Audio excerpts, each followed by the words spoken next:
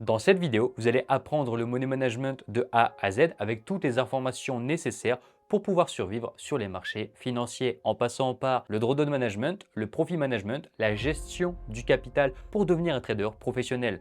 Prends des notes et c'est parti. On commence. Et qu'est-ce que le money management? Alors le money management, c'est potentiellement compliqué comme mot pour les débutants, mais tout simplement c'est la gestion du capital que vous allez investir sur les marchés. Nous, pour notre exemple et donc pour cette vidéo, nous allons prendre la base donc de 1000 euros. Pourquoi 1000 euros? Parce que c'est simple à calculer et tout simplement pour les métriques qu'on verra donc dans le futur de la vidéo, ça sera beaucoup plus simple pour vous comprendre. Maintenant, si tu as plus d'argent ou alors moins d'argent, tu ajustes en fonction bien sûr des tips et des conseils, des recommandations que je vais te donner. Avant de parler de combien vous allez risquer par position, posez-vous cette question. Quel est votre profil de trader? Un swing trader n'aura pas le même risque qu'un day trader et un day trader n'aura pas le même risque qu'un scalper. Alors pourquoi? C'est très simple. Donc ici, si on met par exemple swing trading, donc swing ici, ici on va mettre day trading et pour terminer, donc comme j'ai dit, scalping. Voilà, on va marquer scalp.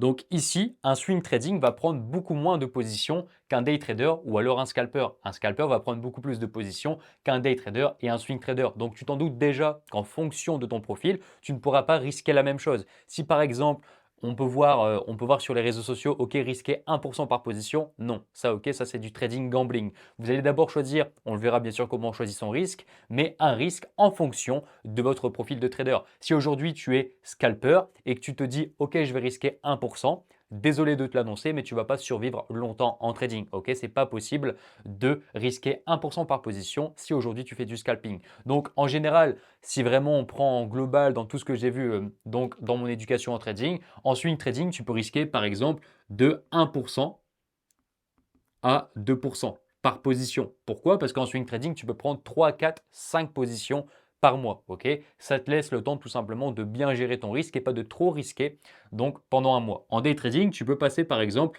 à 0,5%. Ça peut être intéressant. Ok, 0,5% de risque par position, ça peut être tout simplement une recommandation pour un day trader. Et un scalper, par exemple, tu peux partir sur au maximum 0,25% de ton capital de trading, voire moins. Ok, pourquoi? Parce qu'encore une fois, plus tu vas faire de trades, plus tu vas prendre de transactions, alors potentiellement, plus tu vas réduire ton risque. C'est pourquoi généralement les débutants ne comprennent pas pourquoi faire du swing trading. Oui, mais Ben, si je lance plus de trades, j'aurai généralement plus d'argent. Non, parce qu'un scalper lance plus de positions, mais avec un risque réduit. Un swing trading, un swing trader lance moins de positions, mais avec un risque augmenté. Ok, ce qui fait que tu travailles le swing trading ou alors que tu travailles donc le scalping, en général, c'est la même performance parce que tu ne vas pas risquer 1% par position en tant que scalper. Ok, donc maintenant, comment définir son risque? Bah, c'est très simple. La question à te poser, c'est quel risque acceptes-tu dans ton trading? Moi, ce que je conseille à mes étudiants et qu'est-ce que je conseille en général,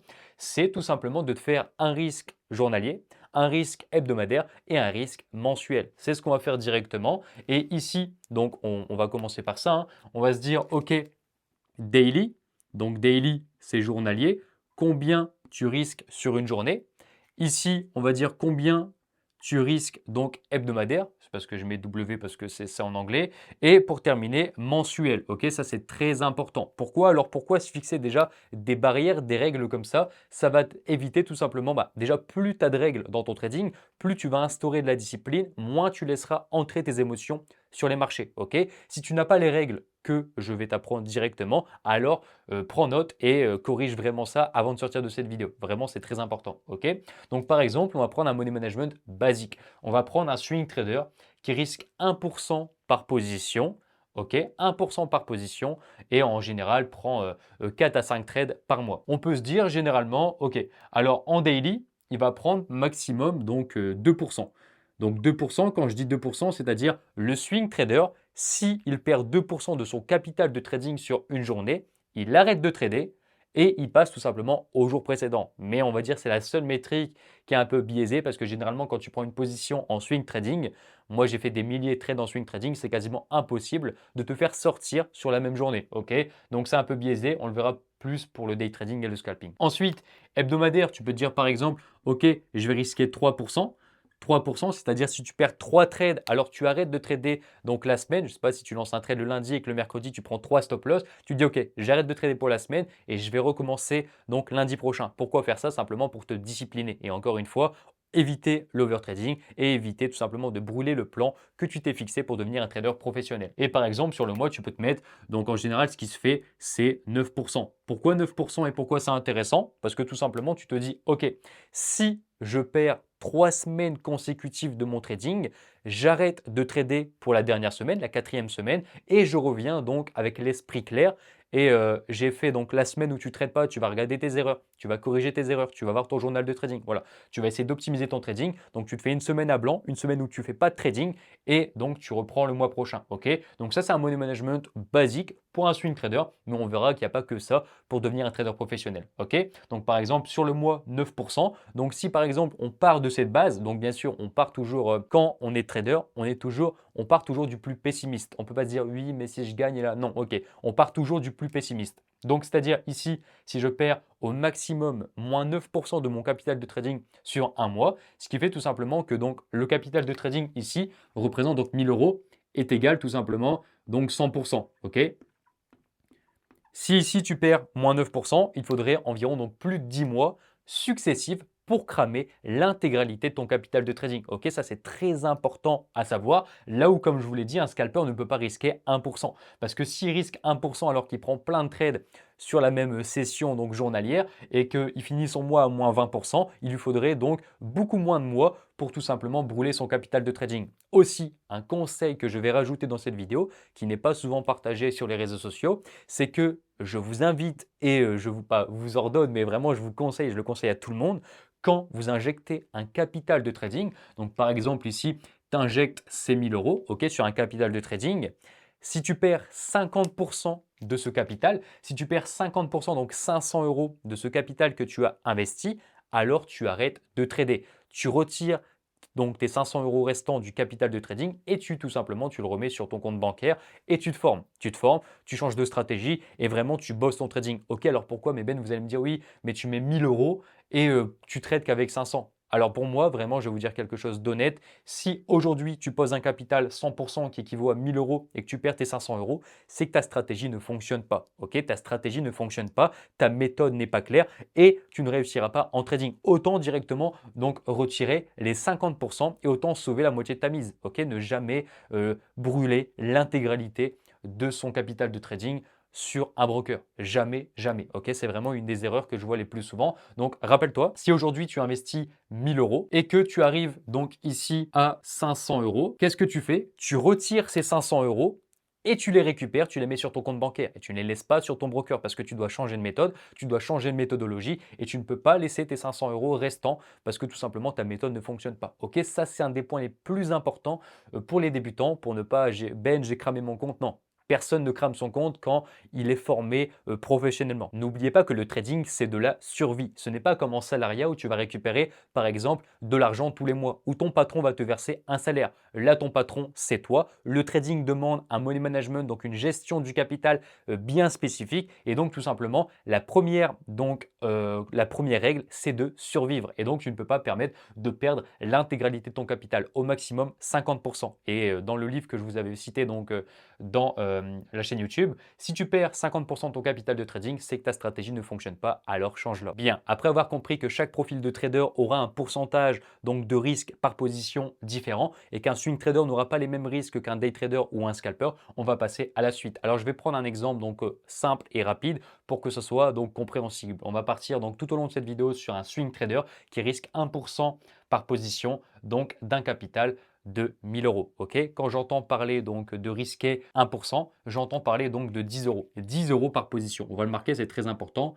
10 euros ici par position. Alors pourquoi par position? Parce que tout simplement, il y a beaucoup de gens qui se disent oui, le trading, c'est ah, tu le sens, je vais mettre beaucoup plus d'argent. Ah, je le sens moins bien, je vais réduire mon risque. Ok, non, ça c'est du trading gambling. Si aujourd'hui tu penses que tu peux rajouter donc plus d'investissement sur un trade, c'est que tu n'as pas compris que le marché peut être irrationnel et que le marché est uniquement constitué de probabilités. Tu ne pourras jamais risquer par exemple sur ce trade 1% et le trade après tu le sens mieux, tu te dis ok je vais risquer 1,5%. Non, le trading ça ne fonctionne pas comme ça. Tu dois avoir un risque fixe par position et tu ne dois jamais te dire émotionnellement ce trade je le sens mieux, je vais augmenter mon risque, ce trade je le sens moins bien, je vais diminuer mon risque. Ok, non, ça c'est ce qu'on appelle du trading gambling. Ce n'est pas du trading professionnel. Du trading professionnel, un professionnel en trading doit comprendre que le marché est régi par les probabilités et que tu ne sais jamais à l'avance ce qui va se passer. Même un trade avec énormément de confluence peut perdre et un trade avec très peu de confluence peut réussir. Ok, garde ça dans ton esprit et on continue. Donc pourquoi les 1% de position? Donc 10 euros par position. Maintenant, pour calculer donc votre risque sur les marchés, quand tu vas lancer un trade, quand tu vas faire ton analyse, on peut voir souvent donc sur les réseaux sociaux quelqu'un lancer un trade et on voit toujours par exemple lot de 1, lot de 1, lot de 1 ou alors des lots de 15, ok? Et à chaque fois sur chaque différent trade, le lot est inchangé, ok? Ça c'est encore une fois donc du trading gambling. Un vrai trader va calculer donc son pourcentage de risque par position et tu n'auras jamais le même lot. Alors pourquoi? Parce qu'en fait c'est très simple. Par exemple ici, on va prendre une position donc sur cette bougie haussière, ok. Je vais placer donc mon ordre position longue. Donc par exemple, je vais placer mon ordre ici position longue. Je rentre bien ici, hein, je rentre à l'achat, ok. Donc j'ai introduit mes 1% de mon capital, donc mes 10 euros à l'achat. Mais donc pour calculer la perte, tu vas devoir faire un calcul sur un calculateur de lot. C'est-à-dire, par exemple, imaginons ici, tu as un marché qui présente un plus bas et j'ai envie de placer mon stop loss. Qu'est-ce qu'un stop loss? Un stop loss, c'est l'endroit où tu décides d'invalider ton scénario. Si par exemple le marché se retourne et vient toucher mon stop loss, alors tout simplement je perdrai alors mes 10 euros. Ok? Donc par exemple ici, on va placer le stop loss, donc diminutif SL, donc ça s'appelle stop loss. Donc si le marché, je le répète, mais si le marché se retourne et vient toucher mon ordre stop loss, je perdrai mes 10 euros. Mais donc tu t'en doutes que chaque opportunité est différente. Toutes les opportunités ne respectent pas, ne sont pas identiques. Et du coup, c'est quoi l'unité de mesure? On appelle ça donc les pips. Entre ton point d'entrée et entre ton point de sortie, il va y avoir un nombre de pips donc qui n'est jamais pareil. Par exemple, si tu prends des unités de temps courtes, tu auras très peu de pips, hormis par exemple sur les livres sterling. Mais genre par exemple, entre ici, entre ton SL et entre ton take profit, par exemple, imaginons que tu as 40 pips, donc 40 pips de stop loss, et ben tu vas aller tout simplement sur un calculateur de lot, tu vas rentrer la paire que tu veux trader, par exemple l'or, ou alors par exemple l'euro face au dollar américain. Tu vas rentrer 40 pips de stop loss, tu vas rentrer que tu veux risquer 1% de ton capital de trading, et ensuite tu vas calculer. Et ensuite seulement, le calculateur va te donner ton lot. Par exemple, je dis une bêtise, mais ça peut être 0.0,7, ok, 0,07, ça peut être ça tout simplement. Et sur ton MetaTrader, sur donc ton broker, tu vas rentrer 0,07 à l'achat sur l'euro USD parce que ta calculatrice t'a dit que c'était ce lot et pas par exemple lancer un lot de 1 à chaque position. Non, parce que tu t'en doutes, si tu risques un lot aléatoire, quand tu dis lot de 1, c'est pas du money management, c'est tu sais pas faire du money management. Lot de 1, c'est tout simplement ne pas risquer la même chose. Si tu veux risquer 1% en sachant que chaque opportunité est différente. Et donc, par exemple, sur ton opportunité euro-USD, tu avais 40 pips de stop loss. OK. Par exemple, sur l'or, et par exemple, tu montes en unité de temps, tu auras par exemple 340 pips. Mais nous, on s'en fiche parce qu'encore une fois, tu vas rentrer donc les pips sur la calculatrice à l'eau et tu vas rentrer la paire, donc par exemple l'or, et ça va te donner un nouveau, donc tout simplement un nouveau lot qui ne sera pas donc 0.07. J'espère que tu comprends et j'espère que tu vas appliquer tout ce que je te dis parce que encore beaucoup trop de gens font cette erreur. J'ai donc des centaines de milliers d'abonnés sur tous les réseaux confondus et je vois encore énormément de gens faire cette erreur à placer des lots de 15, des lots de 15, des lots de 15 et regarder mon MT4, ok, placer plein de... Non, ça c'est pas du money management, c'est du trading gambling, pas du trading professionnel, ok? Donc n'oubliez pas, si vous voulez, je vous laisserai à l'écran, je vous laisserai en description donc une calculatrice à l'eau et c'est super simple et je vous laisserai aussi une vidéo que j'ai déjà faite pour comment calculer son lot en trading. C'est simple, c'est rapide et ça vous permettra de devenir professionnel donc en trading. Ça, c'était la première étape. Donc chaque position est différente, donc chaque position aura un lot différent sur votre MetaTrader 4. Ne jamais mettre le même lot, ok?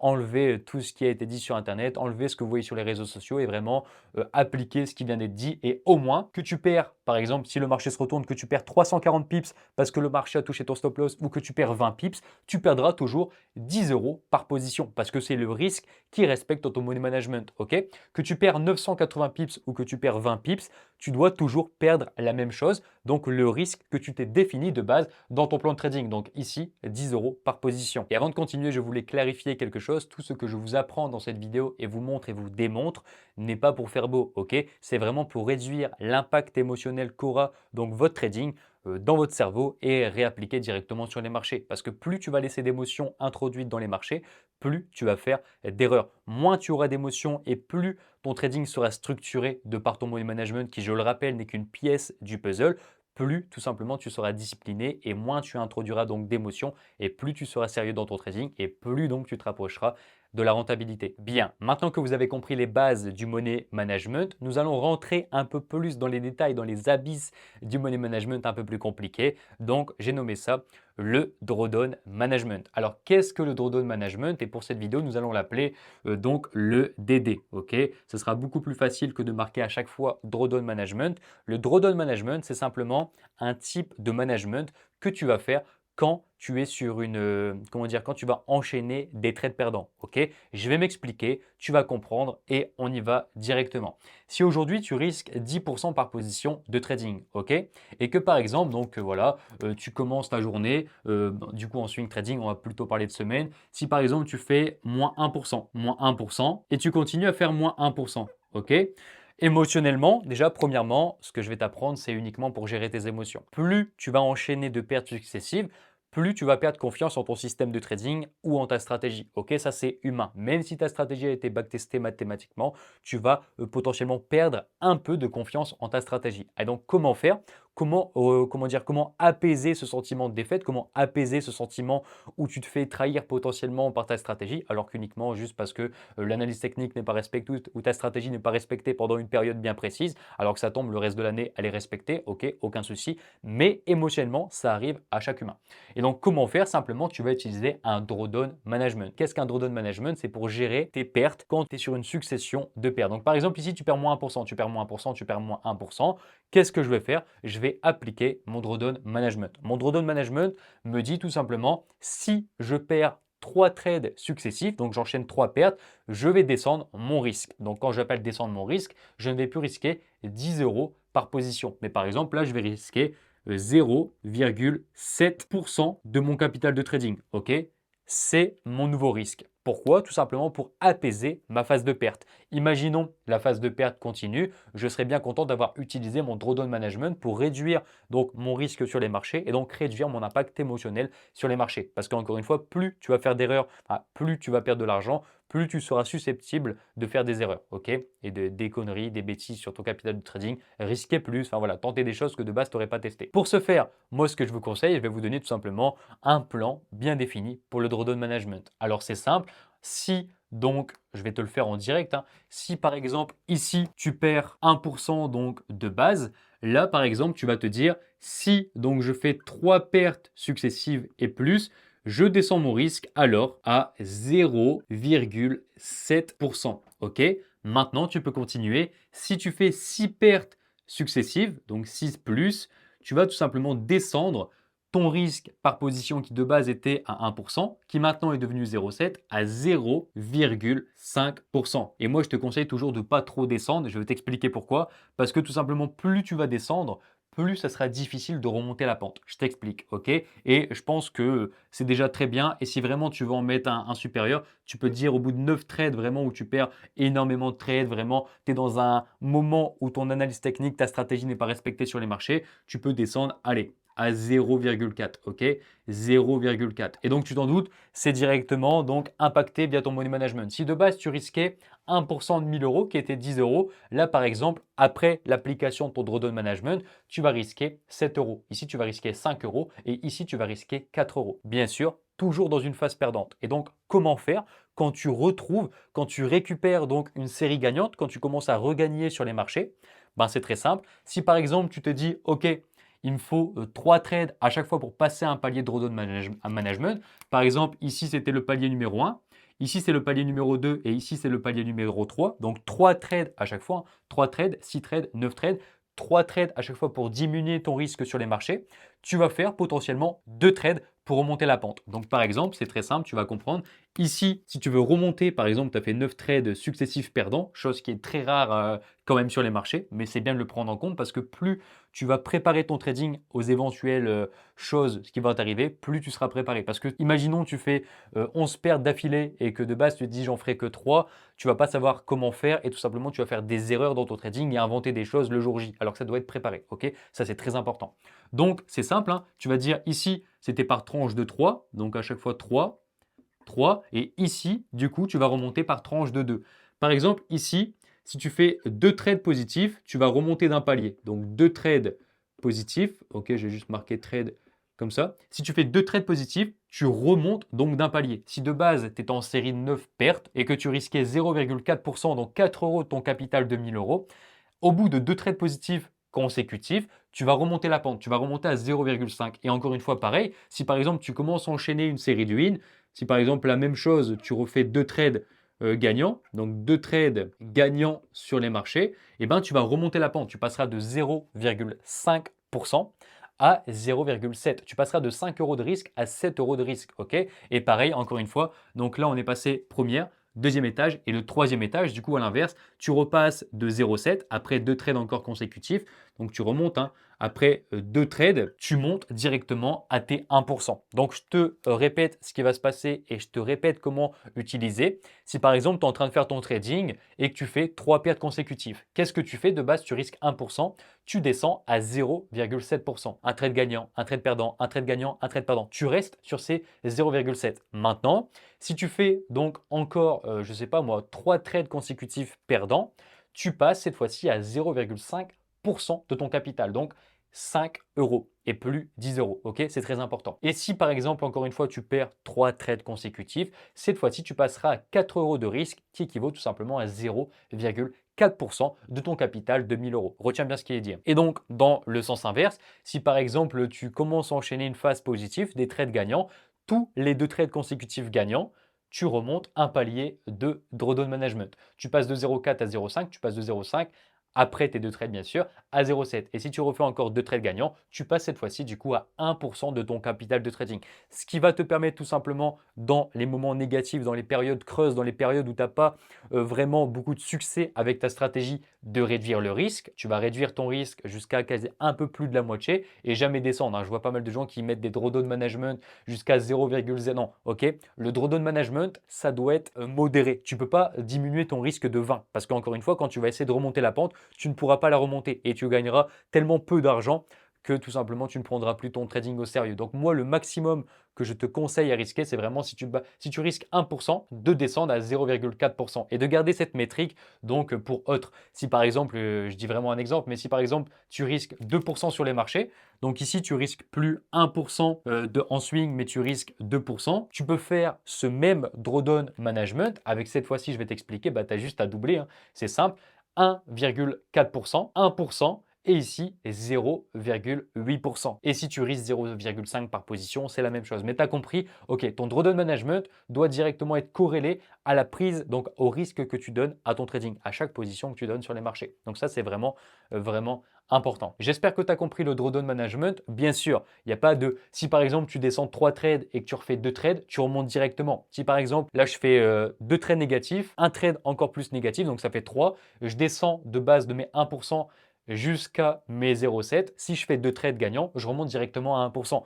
Il n'y a pas de je descends, je descends, je monte, je monte, je monte. Ok, non, ça dépend vraiment. Tous les scénarios sont possibles. Tu peux être au milieu à 0,5%, enchaîner que des trades gagnants et remonter directement à 1%. Mais comprends bien ce qui vient d'être dit. Si tu n'as pas compris, regarde cette vidéo en plusieurs fois. Mais le drawdown management, pour vous le rappeler, va vous sauver dans les moments creux de votre trading, quand vous n'avez pas beaucoup de réussite avec votre stratégie et de réduire l'impact émotionnel que vous avez sur les marchés quand votre stratégie, encore une fois, est moins efficace que, par exemple, les mois où elle est plus efficace. Et on verra donc à contrario comment sécuriser son profit, parce qu'on a vu comment sécuriser ses pourcentages de risque quand la stratégie n'est pas intéressante, mais après, on verra comment sécuriser, du coup, ce qu'on appelle le profit management. Bien, Bien, maintenant que vous avez compris et assimilé donc le drawdown management, nous allons passer au profit management. Alors, qu'est-ce que le profit management? C'est simple. Donc, on a appris à, comment dire, sécuriser son risque quand le marché ou quand tout simplement la stratégie n'est pas favorable pour nous. Donc, en réduisant notre risque en fonction des trades perdants qu'on avait. Et cette fois-ci, on va apprendre à sécuriser notre profit donc pendant un mois en cours. Combien d'entre vous, combien de traders, donc c'est déjà arrivé l'histoire que je vais raconter, vous avez énormément de profits sur un mois, par exemple vous avez réussi à faire 5%, 6%, 7%, 10%, 15% et que vous retombez donc à zéro sur ce même mois. Ok? Combien de traders ont gagné de l'argent et combien de traders ont redonné au marché sur le même mois? Et c'est vraiment, je trouve, une des erreurs les plus courantes qui arrivent sur les marchés. Et d'où vient donc tout simplement l'aide du profit management? Je sais que sur Internet, on n'entend pas beaucoup parler du profit management, mais dans cette vidéo, je vais t'expliquer pourquoi l'utiliser, pourquoi tout simplement tu dois vraiment l'impliquer, l'implémenter dans ton trading et pourquoi après cette vidéo, ça doit devenir vital dans donc ta partie risque money management de ton trading. Alors c'est très simple, donc on va parler de son diminutif, donc profit management, on va l'appeler PM, ok? Donc PM, profit management, on va risquer tout simplement encore une fois 1% par position pour rester sur la base classique qu'on s'était dit donc au début de la vidéo. Et vous allez voir, c'est un peu un système pyramidal comme le drawdown management où quand on enchaîne par exemple des trades perdants, on diminue. Mais là, vous allez comprendre. Donc par exemple, imaginons 4%. Par exemple, si tu te dis, OK, j'ai 4% latent. Donc actuellement, par exemple, sur ton mois de juin, tu gagnes 4% latent. Donc tu as tradé, tu as 4% latent. Latent, ça veut dire que tu n'as pas encore clôturé ton mois. Donc c'est latent. À la fin du mois, ça sera une clôture complète. C'est-à-dire que tu auras fait cette performance et cette performance ne bougera pas. Latent, c'est-à-dire que le mois n'est pas encore clôturé. Donc tu as 4% latent et tu te dis tout simplement, je vais écrire et après vous allez comprendre. Par exemple, ici, on va mettre 1%. Ensuite, ici, on va mettre 7% avec donc 4%. Vous allez me dire, mais Ben, qu'est-ce que c'est? Je vais vous expliquer. Ici, donc, tu vas mettre 10% pour aller donc à 7%. Et là, vous allez voir, c'est très simple. Imaginons que tu es entré, donc on reprend l'exemple juste avant, tu as accumulé du profit jusqu'à 4% latent. Tu vas te dire, si, encore une fois, bien sûr, tu vas comprendre, si tu perds 3% des 4% que tu as gagnés durant ce mois, tu arrêtes de trader pendant ce mois dès que tu es en profit latent de 1% pour terminer ton mois du coup à 1%. Je sais, ça peut être dur psychologiquement de te dire ok j'arrête de trader. Mais rappelez-vous combien de personnes arrivent à accumuler un maximum de profit sur un mois et donc par exemple sur les 2 dernières semaines redonner tout au marché, ça arrive très souvent, et combien même commencent en positif et finissent en négatif. C'est très important, beaucoup font l'erreur. Ce n'est pas vraiment une erreur, mais c'est parce que vous ne le savez pas. Maintenant, vous savez et vous n'allez pas faire la même erreur. J'explique comment ça fonctionne et j'explique comment moi j'utilise le profit management. Si aujourd'hui, je suis en profit latent de 7%, j'ai fait des trades qui m'ont rapporté 7% et on est au milieu du mois, je suis à 7%. Je vais me dire tout simplement, si j'atteins un profit latent de 4%, c'est-à-dire que par exemple, si on part d'une base donc d'ici de 1%, si je perds 3 trades, j'arrête de trader dans mon mois parce que je suis retourné à 4% de profit latent. De quoi sécuriser mon profit et de sortir, donc de terminer le mois à 4%, qui est déjà une très belle performance. Maintenant, tu t'en doutes, la métrique, on ne peut pas parler de nombre de trades. Pourquoi? Parce que par exemple, si on se dit ici, si tu perds 3 trades, donc à mettre une flèche, si tu perds ici 3 trades, tu arrêtes de trader? Non. Pourquoi? Parce que simplement quand tu vas prendre un trade, donc en trading, tu peux prendre une position, ok? Ton marché évolue, tu vas sécuriser par exemple ton stop loss de base que par exemple ton stop loss était de 1%. Si tu perds le trade, tu perds 1%. Mais avec le trade management, tu peux sécuriser ton profit. Donc par exemple, ton marché bien sûr a évolué sous une zone technique professionnelle, sur une zone psychologique. Tu vas déplacer ton stop loss, tu vas le monter pour par exemple ne plus risquer 1%. Mais cette fois-ci 0,5%. Ce qui veut dire que c'est biaisé de dire que 3 trades, tu retombes à 1%. Pourquoi? Parce qu'il est possible, avec l'exemple que je viens de vous donner, de perdre par exemple 6 trades et de perdre que donc 3%. C'est possible. Si tes 6 trades ont été managés et que tu perds 0,5 par rapport au trade management au lieu de 1%, alors tout simplement tu peux perdre 6 trades et activer ton profit management et arrêter de trader pendant ton mois. Ok? C'est très important et très intéressant. Donc concentre-toi et n'hésite pas à regarder encore une fois cette vidéo. J'ai mis les timecodes en bas pour directement voir ce qui t'intéresse et regarder ce que tu n'as pas compris. Donc par exemple, je vais te faire un mois donc basique. Je suis en train de trader, j'arrive à 4% latent, ok. Je fixe donc mon profit management à 1%. C'est-à-dire si je retombe à 1%, j'arrête de trader. Et si tout simplement je continue à faire des gains, si par exemple je retombe à 3, à 2, je remonte à 3, 4, 5, 6, 7. Ok, j'arrive sur la phase numéro 2, mon palier numéro 2, donc ici, du profit management. C'est-à-dire 7%. J'ai 7% profit latent donc en cours sur mon mois de juin. Et si je retombe à 4%, donc encore une fois, ça peut être 3 trades et ça peut être 6, 7, 8 trades en fonction encore une fois de combien tu sors sur ton trade. Mais au minimum 3 trades pleins, tu sors à 4%. Si tu es à 7% latent et que tu arrives à 4%, tu arrêtes de trader pendant ton mois, tu clôtures juin avec 4% et tu passes à juillet, ok? Et tu recommences normalement. Et pareil, si tu arrives à 10%, donc je sais pas, si tu es à 7%, tu fais un trade perdant, tu retombes à 6, tu fais encore un trade perdant, tu arrives à 5, et bien tout simplement si tu enchaînes des trades positifs jusqu'à atteindre 10% de profit latent, là, donc ok, tu places ton profit management à 7%, ok?